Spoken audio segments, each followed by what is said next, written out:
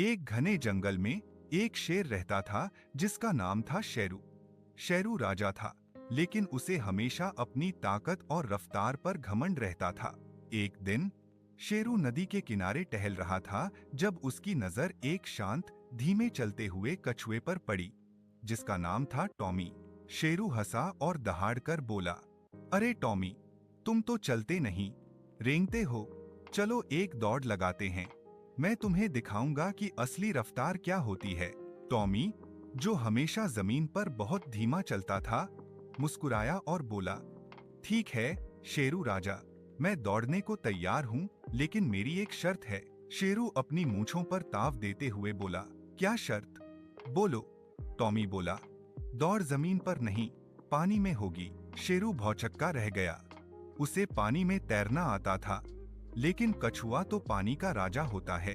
Tommy ने अपनी छोटी सी गर्दन बाहर निकाली और चुटकी लेते हुए कहा, क्या हुआ शेरू राजा, डर गए या आप सिर्फ जमीन के राजा हैं, पानी के नहीं? शेरू को लगा कि उसकी बेइज्जती हो रही है। अपनी आन बचाने के लिए उसने गुस्से में कहा, ठीक है, पानी में ही सही, कल सुबह नदी के उस पार तक दौड़ होगी। अगले दिन दौड़ शुरू हुई। जैसे ही सीटी बजी, शेरू ने जमीन पर एक जोरदार छलांग लगाई और धड़ाम से पानी में गिरा। वह अपने बड़े बड़े पंजों से तेजी से पानी काटने की कोशिश करने लगा, लेकिन उसका भारी भरकम शरीर उसे बहुत मेहनत करवा रहा था।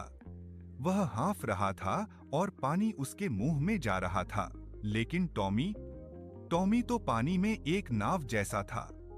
उसने अपनी चारों टांगें फैलाईं, तैरना शुरू किया और बस सर सर करता हुआ आगे बढ़ने लगा।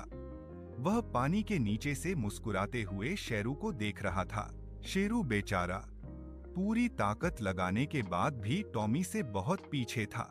टॉमी मजे से तैरता हुआ अपनी चाल से सबसे पहले नदी के उस पार पहुंच गया और मुड़कर शेरू को देखा, जो अभी भी बीच रास्ते में संघर्ष कर रहा था।